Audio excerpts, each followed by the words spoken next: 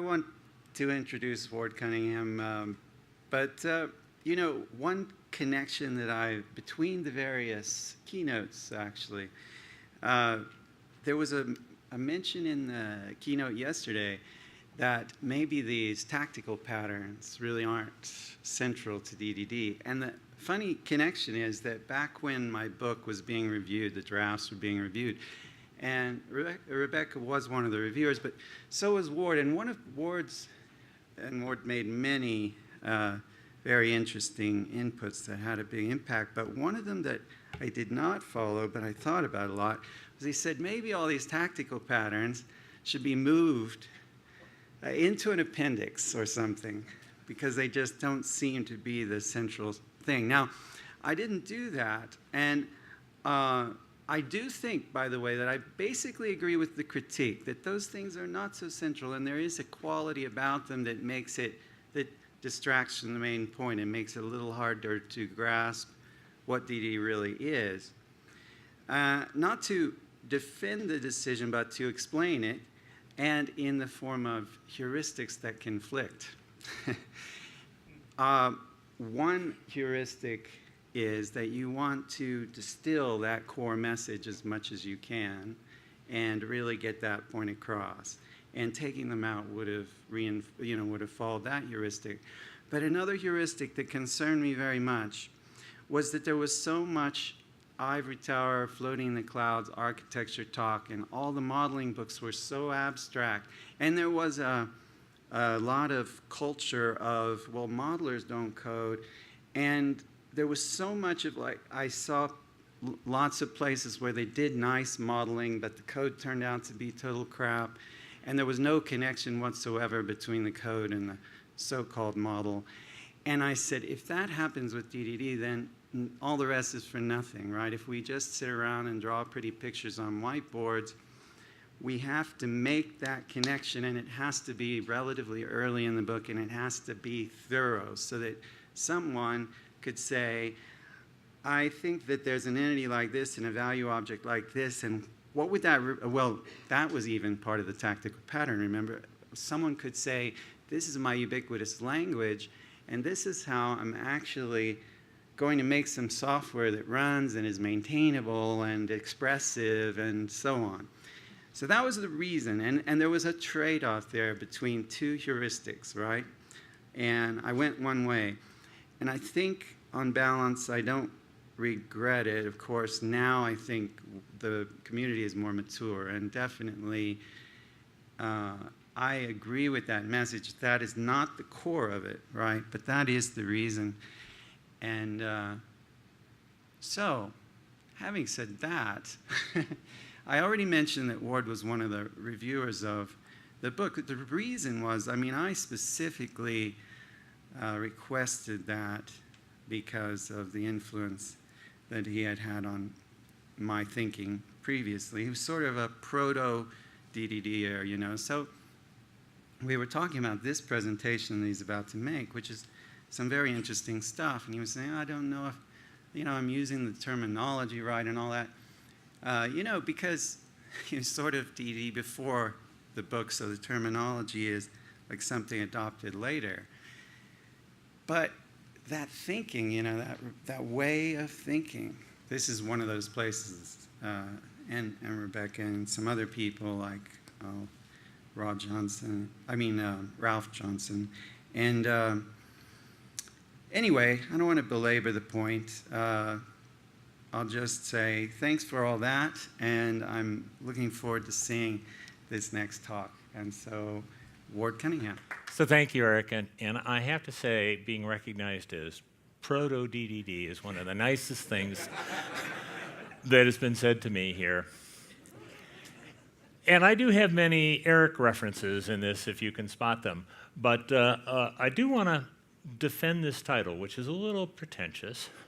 And if you look at it, you can tell that, I'm not doing anything, I'm observing things. And I think observing is kind of important, but it's the beginning of something. So I'm going to show you the beginning of something that I think could be important.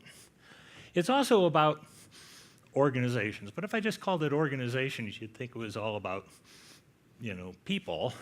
It's also about code and coding and things like that. So it's very broad. So it's organized development. And when I say schema, I mean how things are hooked together. It's not about databases. It's about connections. And so I think all that fits, and especially when the connections are changing. So we're going to watch connections change. So I took a look out my window this morning, and I saw this view, and I thought, well, that's a pretty nice view. I like Denver, and I've been out and about in Denver, but it becomes different when you can see the change. And I discovered that this little bit of technology is built right into the phone. When you get past slow-mo, you get to time-lapse, and this is a little time-lapse. And what happens here is, first of all, you see those bursts of cars going by. But down here in the parking lot, there's something between those two black cars going on that I can't quite figure out. But people get out, and then they open the trunk and move some stuff, and then they close and go away and leave the cars. And there's trash collectors up there. And I think maybe we can even zoom in on them. Yeah, Zoom doesn't work. But, there's, oops, it even stops it. Well, anyway, this is observation, and a lot of times you don't know what you're going to get until you look, right? So it's not like theory proving or anything like that. It's just curiosity. And I'm old enough to have seen a lot of things happen in the industry, and I've always been interested in it. These are two pictures that were taken about the same time. This is, that's 029 key punch, which was one of the more modern versions. I worked on 026s, but that's some university key punch room. And at the same time those students were learning to punch cards, Alan Kay and a handful of others were saying that's not how computers should work. And this is a well-published photo. I think it must have been posed, because I don't know kids to be that interested in anything. But I was interested in it, and I know so is Eric and a lot of other people. We've learned a lot from that ability to look forward and then figure out what it means for us. We're also in a point right now, another equally dramatic transformation, and all of this has its root, taking things that we care about and chopping them up to pieces and shipping around the world. And information, it's packets, and packet switching is a fabulous technology.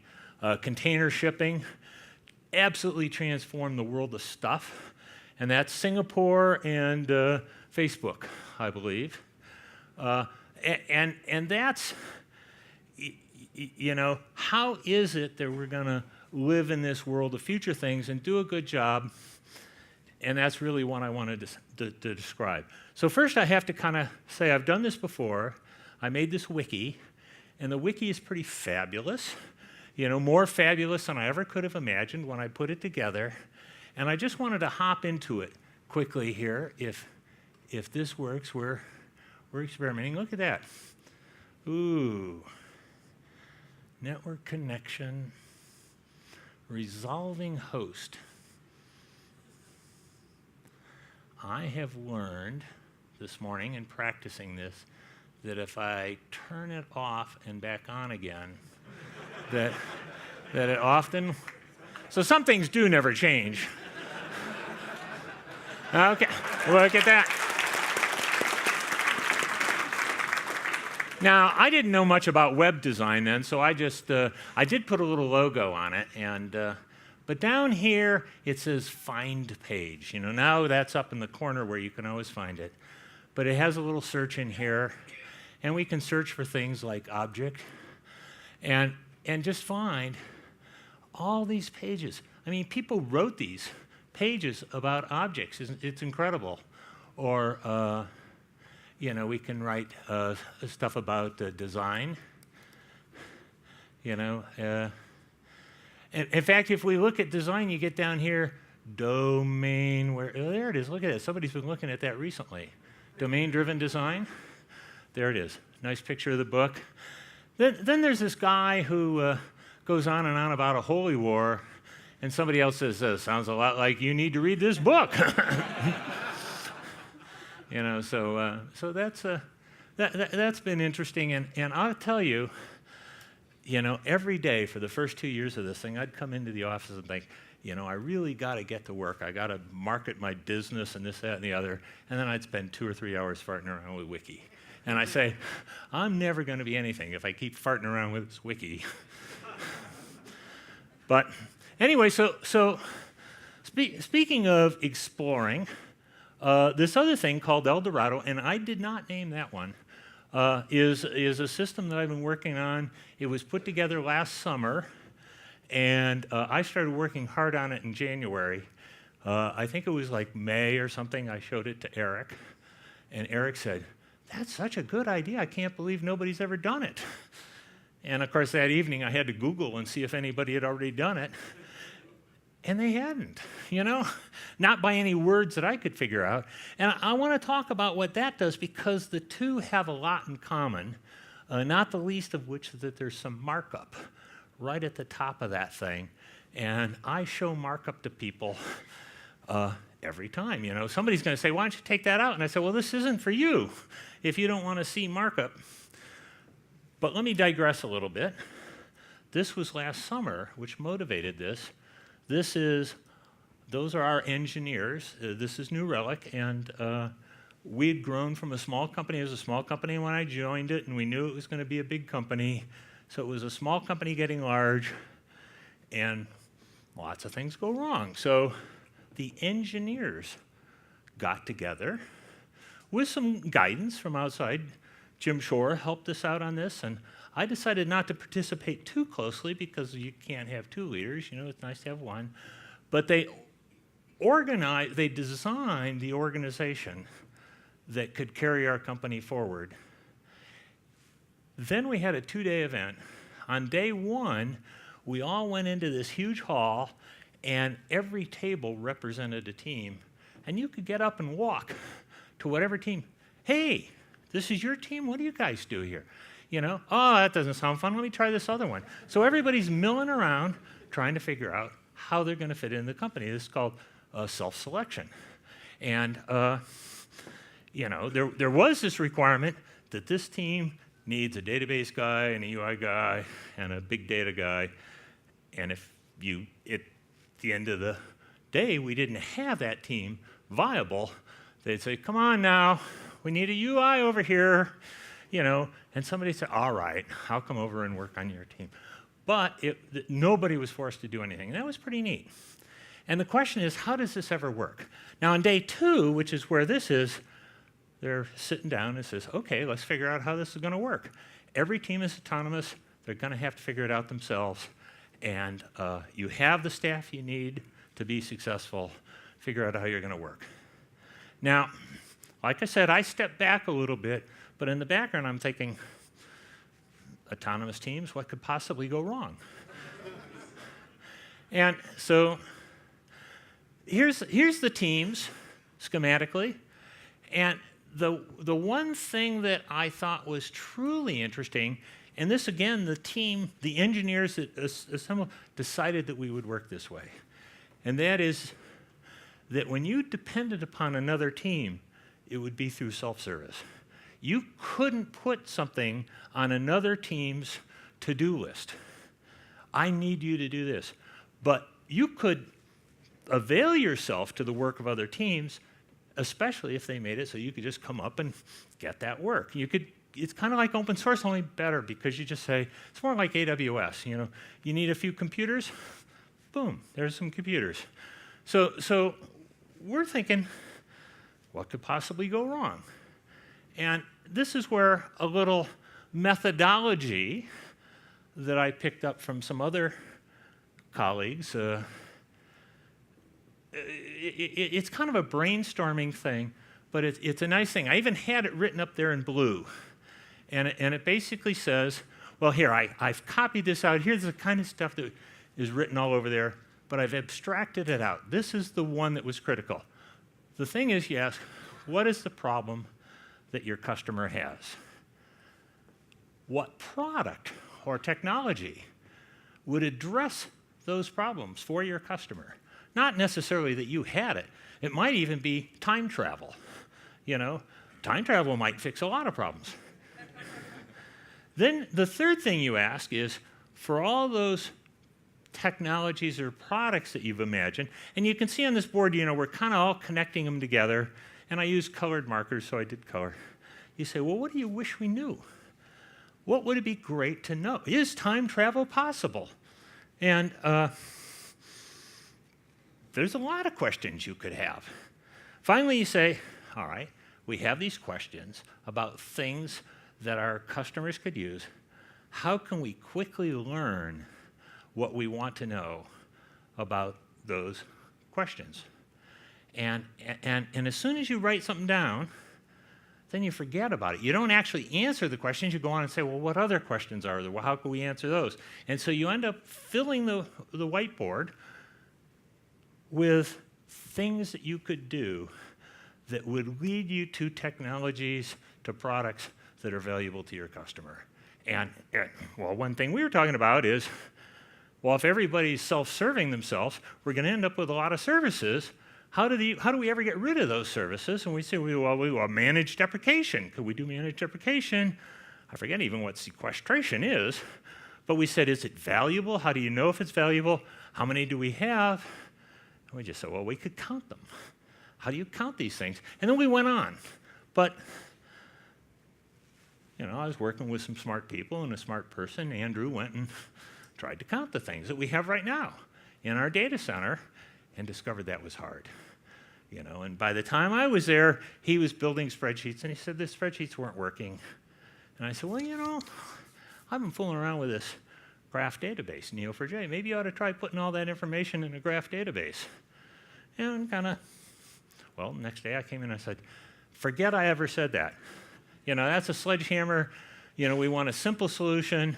Don't be screwing around with graph databases. And he says, it's too late. I already built it. I said, show me. Let's play with it.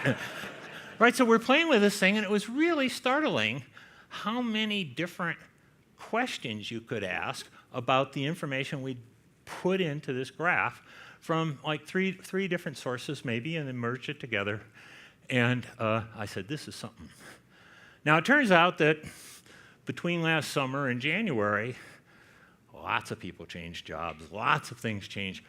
Even with all that technology, we couldn't keep track of it. But come January, things are sort of settling down. And I said, I'm going to revive that El Dorado and see if I can watch us for the next year or two and see what happens. And that's what I did. And here's what it looks like. Let me see if I can pop into it. Now, I did restart the network, and that means I've lost the VPN, but we'll connect to Portland.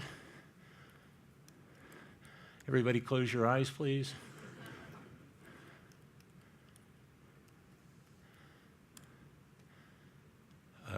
Oh, hey, look at that. It's like magic. This is El Dorado as it exists today. We pull out, there's about 100 different things you can ask it that we know are worth asking, and we pull out a handful of them. Let me just show you this one because I look at it a lot. This is one of our most complicated queries. I say complicated, but the whole thing is right up there. The first part is the cipher language where we ask the database, they're all kind of like giant joins to say, well, if this connects to this, go find me some. And then the second part takes whatever data it finds and fills it into GraphViz. So this is just a GraphViz diagram. There's a table as an intermediate form. But I can point at any of these things and say, well, show me that. Oh, you left that as a little thing. Let me go a little deeper. Here's the thing. One thing that is especially cool is sometimes you care about how things are connected more than what the things are. And you can also point at the arrows and click on an arrow and say, show me. There it goes. So here are two systems and the services that are communicating that cause them to be connected, and that's the Kafka topic that they're talking over in a stream of data. And this is pretty neat. What's neat about it is that I made a small diagram that meant something that could have been written on any whiteboard by any team member, and they'd recognize it, and that we can dive down into the factual details, and that's what made it interesting. So now I want to go a little deeper and kind of explain how this works, because it's kind of neat. Two-part, I think of this as like a structure warehouse. It's like a data warehouse, and we just read all these different sources. I got about 20 sources now that I'm reading, and that's a ETL process. And I ended up in this database. And then I do a line around this thing, which we call the Eldorado UI. It's a simple Ruby application that browses that database, and that turned out to be tricky to get right, and I think we're close to right. And what happens is you run a query that makes a table, then you render it with GraphViz, and then you can tamper with that GraphViz to make it be different, because you're tuning that thing. I forgot to show that. Let me see if I can show that. I know that I'm going to spend too much time. You guys weren't going to have lunch, were you? No? All right, good. One of the cool things is to just change it from gold to yellow, and the query up there is editable, and so there's a closed loop around here where people viewing these things can discover better ways to look at the structure. Here's one that I showed Eric last summer. It was smaller then, and he said, "Yeah, that's a context map, a bounded context." I said, "What's a bounded context?" And he says, "Well, you should know. You reviewed the book." Right? Let me go find the book. I found the book and read section 4 again. And I said, I can't believe that I can't remember this, because I remember all the stuff in sections 1, 2, and 3, and I'm sure, because I believed in refactoring. I thought we were all going to manage our technical debt and refactor our systems till we had one ubiquitous language that went everywhere. And then I'm reading in this section 4, and I'm sure I'm thinking, oh, he's getting kind of enterprisey here. I'm not an enterprise guy. And it turns out he was right and I was wrong.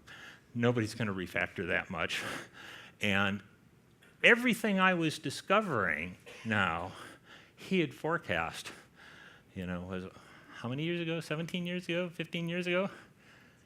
He's whispering to me. What, 30 years ago? Okay. And let me just zoom into this, because this was like a week ago that I did this. I'll zoom in, and I want to identify some areas. So here's an area. The green things are nodes in the graph sense, and there's properties associated with that. And the capitalized words are relationships between nodes, and they have names, kinds of relationships. And the faint dotted lines in the lower case, that's what file or database I read to learn it. So I have a lot of information in there, but I didn't say how to organize it. GraphViz, in trying to place and route all these nodes and draw a nice diagram, just surfaced the structure of our company. And here's product planning. All that stuff went together. And then down here, this is how we manage people. This is the management structure with teams in there. One of the cool things that we said is people, we don't put responsibility on people, we put responsibilities on teams. That was one of these things we figured out last summer. And people can move between teams. We don't want them to move a lot, but it's the team that owns responsibilities. And it's actually pretty hard to stick with that. And one of the things I do is help remind people of that. And notice that connecting to the next region, it's all hanging off of teams that come down here to, this is how we develop software. And there's some GitHub stuff in there, and our module library. We do a lot of stuff on the front end now, and so all of this is interesting. Just like that time lapse, you could gaze at this for a long time and learn interesting things. Especially, well, I'll show another slide. down here is actually how we deploy software. And there's a little overlap in there, and I think there's a pattern name for that when you have these nodes overlapping. And it turns out that one of the things that we got to, because we have these autonomous teams that are just doing their own thing, they basically have very little idea of what happens elsewhere in the company. And a common problem is somebody who's collecting data from a customer site. The customer says, how come this isn't showing up in the user interface? And they're thinking, I have no idea how the data I collect actually gets to the user interface. And what they'd like to do is say, how do you get from my agent to our user interface to some kind of chart? And more importantly, what teams are doing it, and what Slack room are they on, because I want to talk to them. And that sort of tell me how we work as a whole is something that you can't get away from when you're debugging, because the bug could be anywhere.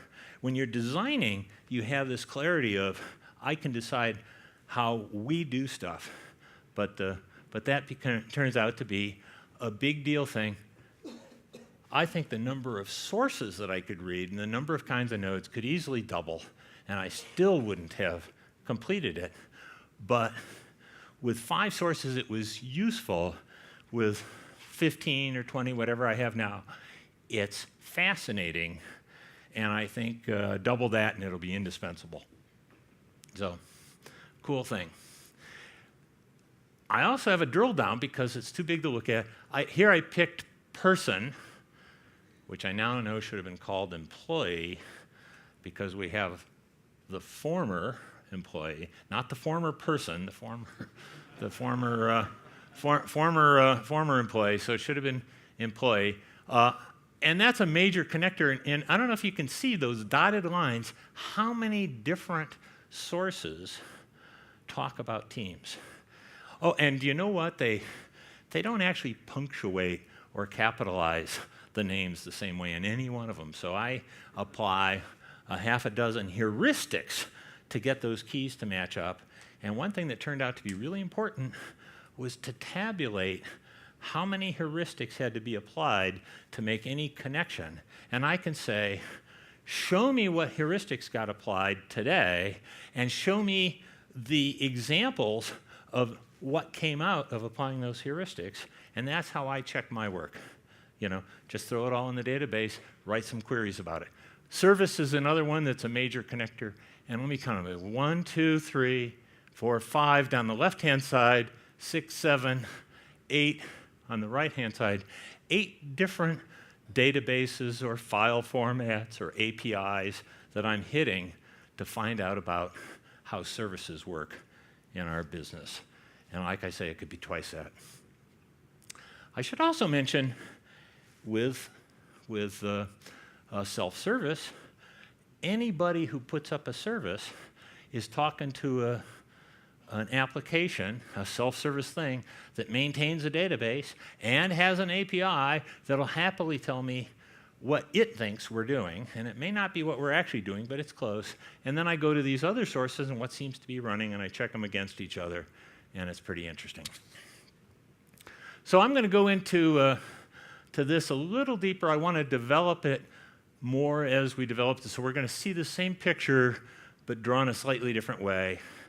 Here I finally show the real data, not just metadata. This is a pipeline of data going through services. A team typically owns 2 to 10 services. They're collecting metadata about how they do their work. And the real data is flying through the system.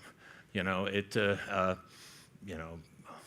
low latency is everything in our business, and it just flies through there from team to team to team, each collecting different data. And so what I've actually done is I ignore the real data, I just look at the metadata, and this is the ETL that's building my structure warehouse, and then I tack a user interface on that. Now, I defended this in January, so I'm just really building the tool for our architects, because our architects are expected to understand the system across the board. Because the developers, these self-sufficient developers, sometimes want to know, well, what does happen and so forth. So I talked about that, and I still do that because they have the curiosity. They want to know all that. But I think in the end, everybody will want to know it. So here's how architects work. There's a graph database. They run canned queries. They get it on their screen. Maybe they fiddle with it a little bit, make a variation on a query. That's content editable. I learned that now. I could really build great wikis out of that. That's an HTML5 thing. More importantly, because I save the queries that people find that are really useful, I can modify the model in the graph and then just adjust all their queries so they keep working. So I have this control. Anybody who's ever made stored procedures know that that's what they say they're going to do. And so far, I've been doing it. Another thing that we do is we'll spawn downstream services off of this database by having somebody, like we do just, search engine kind of search, tell me about Ward. And it'll come up and say, well, Ward Cunningham or Megan Ward or whatever. It'll just give you a list of different wards. And that's fed off of this database by doing queries against it and then indexing those so that you can do very simple searches. What I have is browsing of a complex structure for the curious. And for the people who are really in a hurry, we have this downstream search engine. We're also developing stuff for security. Security is very interested in, oh, gee, we're scanning all these ports, and we're finding an IP address that has some suspicious software on it, might be out of date or something. And so they want to hit the manager of the team or whatever, get to the Slack room. And so they're a downstream customer of this. And so I describe that octets to architects. It spans that range. So this is what makes it cool. This is the window I showed you. It's in parts. Every query should have a description that says, here's what the query shows you and why you'd want to do it, and so forth, a description. This one I was doing an ad hoc query, so it just says, be careful. Oh, and here's some docs you might want to read. Then the query, and that's the editable part. Then the result from running the query and visualizing it. And here I did a very simple one. That's why I pulled this up so that we can look at it a little closer. And the table of results. Really, the table comes out before the graph, but everybody wants to see the graph if there is one. So I just put it to the top. This is the editable part. This is YAML. So YAML with text in 2 fields. It should have been called cipher instead of query because that's the markup we're using.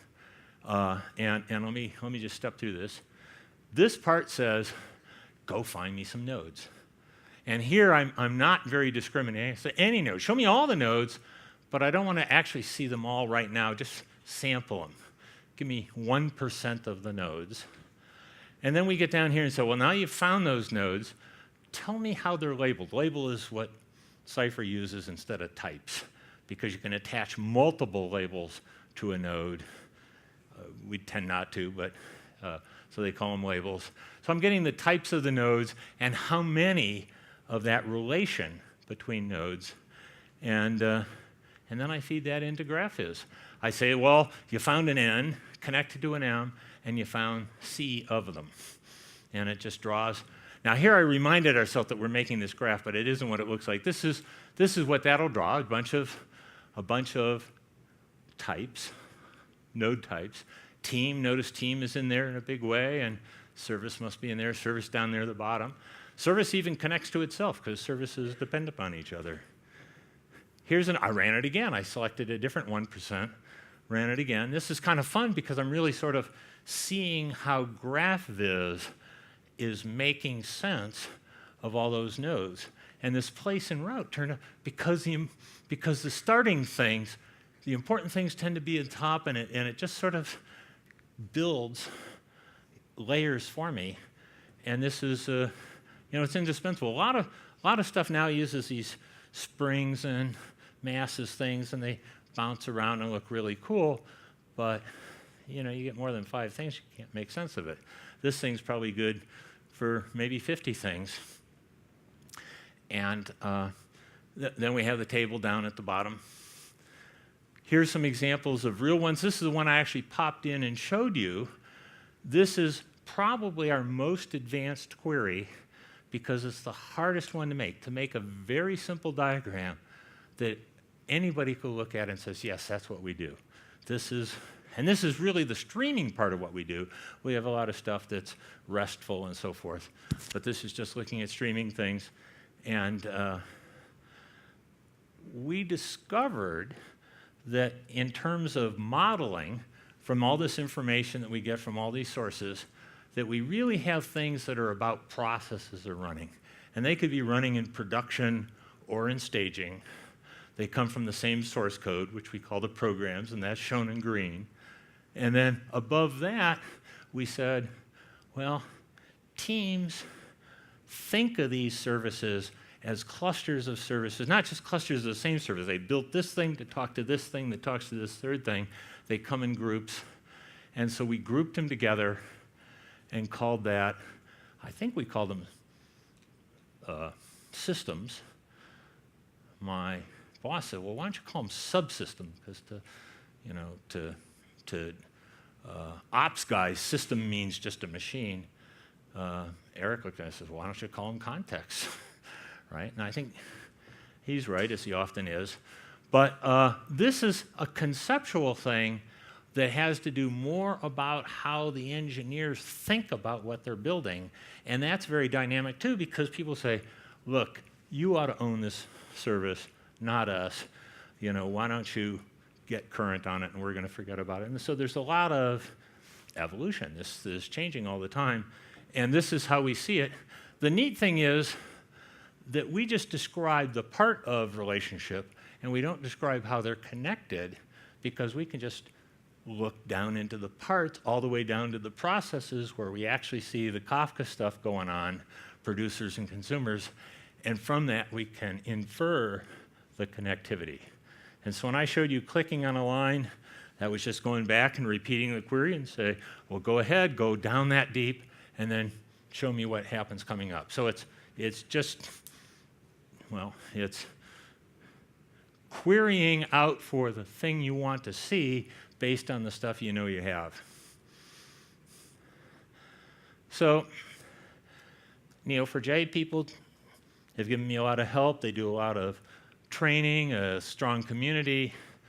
They did a talk once and they said, well, there's kind of small and large and huge databases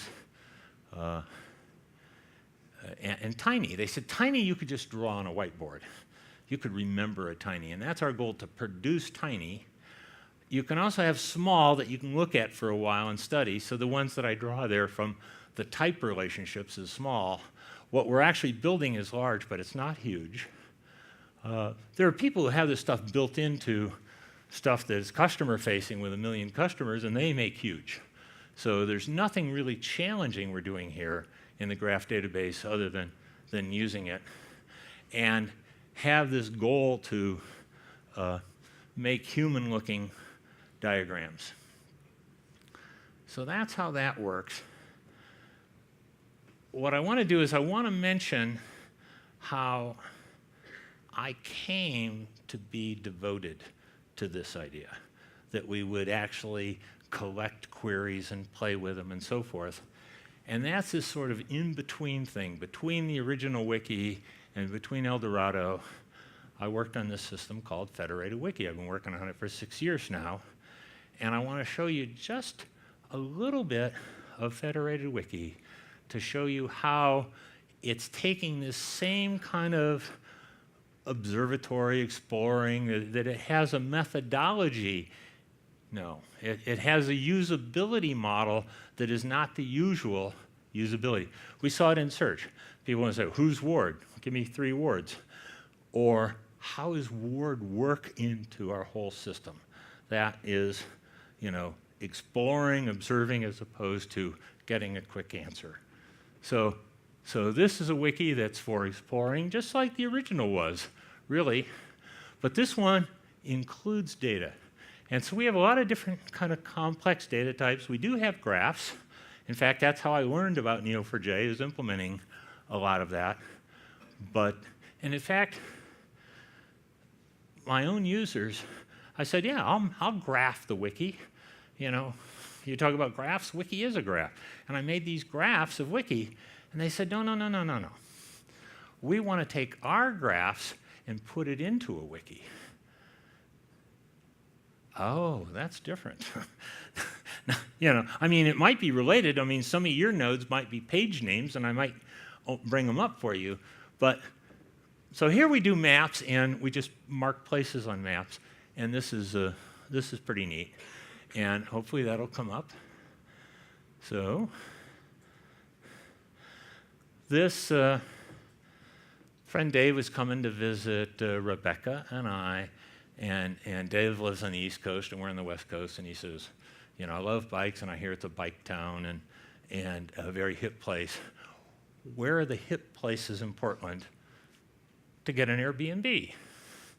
Well, that's a nice question, but by email it's a little tough. And so found a nice little article in the local press where the hip places are, neighborhoods, and it had about a dozen, but I crossed off a couple of them as not really right, and put the rest on a map. So on this map, if I click one of these, it'll say that's North Williams, and this one's Mississippi. And I'm looking at Rebecca. Is Mississippi a hip place or not? Yeah, she says it's hip. And now the question is, I mean, he could click on all these, and it has a link here, and it would open up a page that talks about the Mississippi neighborhood, and he had to decide if he wanted to stay there. But when we're talking about bikes, we have this thing down here. Bike Town was our new bike share service. And so I brought this up. Actually, I brought it up too quickly because I wanted to bring it up for all the stations. Let me just bring it up again.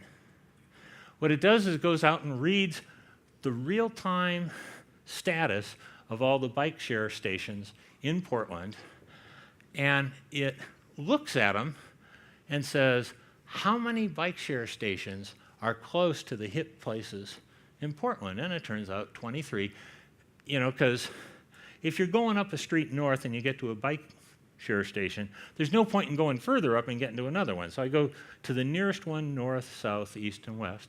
And so I'll find 4, and sometimes they're the same station for different hip parts of town. And so it turns out to be 4x or less. And of course, that's just more markers, so I can come down here and say, draw those on a map. So here I'm querying something, my marks, that's kind of a query, and then I run it against this database of what's happening right now, and then I get a result and project it onto another map, and we can click on these and see what these are. That's Northeast Fremont and 15th, and so forth, and you know, it's a nice way to explore. But the other thing is maybe he decides that I really do want to be here in Mississippi, and I think that's a good one to look at. And if we just run this again, Bike Town, it says, well, here are the 4, and now we'll, I'm calling up the same pages, but because the data is flowing across the pages are static, but the data is dynamic, depending upon the fact that I'm pulling up these pages with active elements on them into the same object space in the browser and hooking it all up, that I can zoom around and look at what's going on here and see maybe if this B&B is real close to that spot or whatever. You know, it's kind of what you want to do. In fact, I did this before coming to here because there's 4 of our developers are right here in Denver for Federated Wiki. So here's ddd.ward.wiki.org. This is the one note you need to keep. You can memorize it, ddd, ward, wiki, and org means, you know, for you. And here it is, about the El Dorado project. And here's kind of about the talk. It says, oh, here's the talk, and, you know, but a little bit about how it works, and sharing our work. And, this is the talk. I thought there would be a title and an abstract, and that's the very abstract I sent in. I was glad to make that page. And then we had this little meetup, and we said, well, where are we going to meet for lunch? And everybody had a different idea, so I put them on a map and copied the text. Something's not right here. It used to be you could hit that little green thing and it would make it perfect. I'll go ahead and hit it, but now it makes it too perfect. This is the new world I have to live in. Okay, so these are all the places, and we could do the same thing if I could say Denver B-Cycle. B-Cycle members here? 2? Hey, this is so cool. So I'm a B-Cycle member now, and here's the B-Cycle station near here, and for all these places it found 10 stations, and I can put them on a map. But then we picked fluid coffee. If I knew about purple coffee, we would have picked purple coffee, but the fluid coffee is what we picked. And then they said, well, actually it's the other fluid coffee. So you can go to this thing and say, well, here's the other fluid coffee.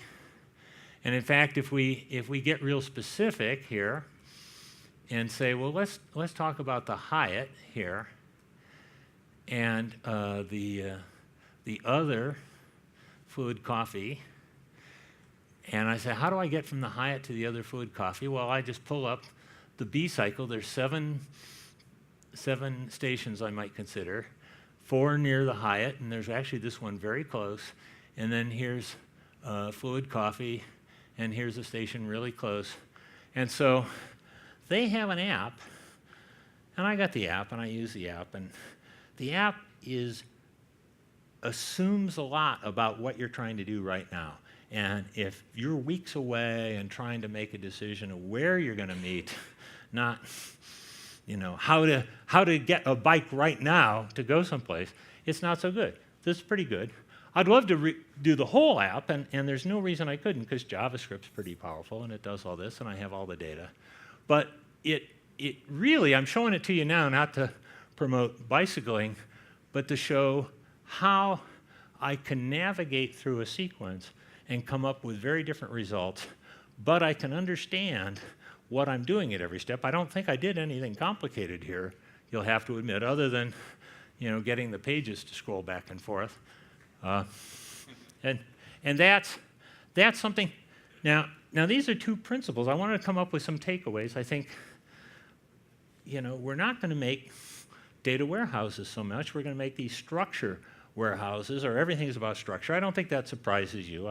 You're very tuned into structure here, I know that. And the other thing is this building interfaces that you discover in. And there was a time I would have called that scientific, like you're performing experiments. But I don't think that quite gets at it. It's more like, yes, you have a belief system, and you want to hold on to those beliefs, but as you look a little deeper, you find evidence that contradicts them. Like it isn't the right coffee house or whatever. And you want to be able to modify your beliefs and have that reflected in what you've built. I built pages. I had that memory. But then I could run the pages with a new coffee shop and get a new answer. And I'm decided in preparing for this talk, I'm going to call that Bayesian. Bayesian means revising your assumptions. So this I'll call a Bayesian-style interface. I had it in Wiki. I took it to work and built it again in Eldorado. It's fantastic in Eldorado and much more relevant to what you're doing here. But in the back of my mind, now that I got the company to let me open source the Eldorado UI, the part that you could use, by the way, that's open sourced, I want to develop it more in this narrow frame that really makes operating the tool manifest this idea of exploring and handling data, complex data that is richer than just a number. And I think that this is a direction that we're heading as an industry, and we've got the computers to do it, we've got the graphics to do it, we've got the languages to do it. We just need to have the will to do it, and that's what I'm all about. With that, I think I'm going to see if there's any questions, and if you don't feel like you could articulate the question now, I'm going to spend the rest of the conference over in the create space, and maybe we'll just go create something together in Wiki or graph database or something more about things you're doing that will just dovetail into this, and that's why I'm here. I should mention one thing. I know it's questions. I did have to go through a legal review to let the company to let me give this software away. And one thing they asked me is, well, what do we get out of it? And I said, well, first of all, we're using a lot of open source software, and there's a community associated with Neo4j, and they've been very helpful for me, and so I want to be able to talk about the success. I want to, return the favor.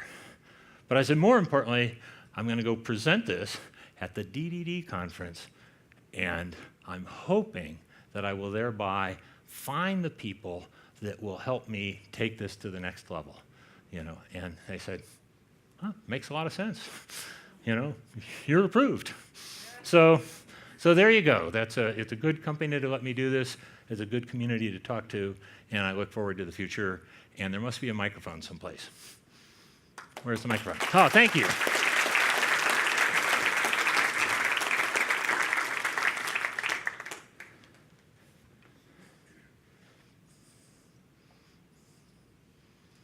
Were there questions? I thought somebody moving. Maybe you know that there's lunch there. Could it be that? A question over here. Is it working? Okay, that works this time around. I was wondering how difficult it was to connect up all of the metadata feeds into your Neo4j database and then to work on those queries. You mentioned a timeline.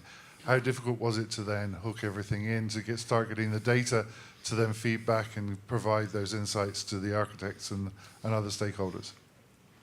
How hard was it?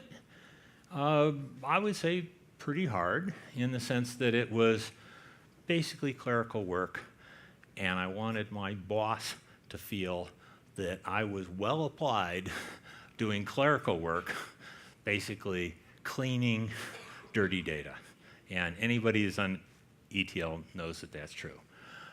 I've gotten to the point where I do it largely with Ruby, and whatever interfaces they have, I match. It takes about a day to bring a new thing on board. It's better if I have somebody who knows the API or whatever, who cares about their data, to sit and work with me, because getting the proper keys to hit that API. Oh, well, you'll have to talk to Fred. Could you talk to Fred for me and get that API key? Another thing that's hard is understanding their representation, because I'm entering their world. It's their language that they did. So I have to understand that. If they're there, I said, what's this mean? And we have a great conversation. I do face, in several cases, like system names. It turns out they know these things like kids, and they have nicknames and abbreviations and stuff like that.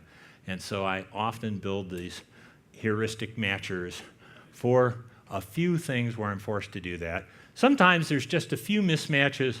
Could you just be consistent in your punctuation? Like there was a team that was blah, blah, and blah, and it was with and without the, what do they call that, the Oxford comma? Is or is there not a comma before and they did it both ways. So I just said, could you just fix it? And that is one thing that I think, this isn't a system that's alive and it keeps changing. And so what we're doing is pushing more and more just checking, we say, yeah, it's JSON and it's valid JSON, but is it JSON that's formatted with the fields that we expect? And push that closer to the extract, not discover it when we do this transform. Also, do more logging, better diagnostics, because when it turns out somebody does change something and you come in and the thing wouldn't build, we have a smoke test that runs every query. Oh, we ran this query and it got no rows. Something's wrong. Oh, okay, now I know how I spent my morning. And you'd rather just find that it just left instructions, fix this. And so that's the direction we're moving. And mostly so, if I do that, because I find if you have some clerical job that you hate, just turn it into a programming task. Find a way to make it something that's not hateable. And if I can make it not hateable enough, I can eventually get out from under this and let some interns run it or something like that. And then I'll just use it. Another question? Yes? Have you thought of adding time-lapse? Have I thought of adding time-lapse? Well, I did this morning after watching the time-lapse. It turns out that I spend a lot of time talking to the people in our company. I work for New Relic, and we do this kind of thing. And they are all about real time, watching. Oh, I see when it changed, and it was at 2 o'clock, and there was a deploy here, and stuff like that. So that's their world. I simplify so that I can get out ahead of them by just rebuilding the database daily. Now, I think we'll make that 3 times a day, 10, 2, and 4, and that way, the only reason you need it that fast, nothing changes that fast, but if you just fix something, you want to know, oh, I just have to wait till 4 and I'll see that he got it, just to close that fix loop. But no, we run once a day, and that's a simplification.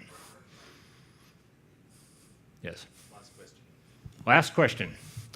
So you mentioned that you're not really working with a huge graph database. Do you think that this type of observational exploratory analysis is possible when you're dealing with really big data? How big would this work? I'd love to know how big that would work.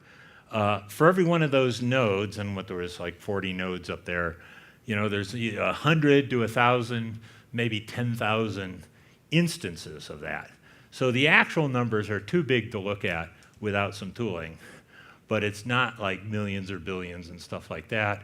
Again, because I'm looking at the metadata, not the data, we have billions of events running through our pipeline, and I don't even try to look at those. In fact, they wouldn't let me look at them. They say, well, you might damage it because you might not be fast enough to read that data. And so I just say, no, just give me your metadata. So I think that I have several. Actually, when I look at that chart, that's really the metadata about the metadata, which would be metadata, but I avoided using that word. But that's how I get the strength, is by just going meta a couple times. And that was the last question. So thank you very much. Remember, I'll be over in the creative space.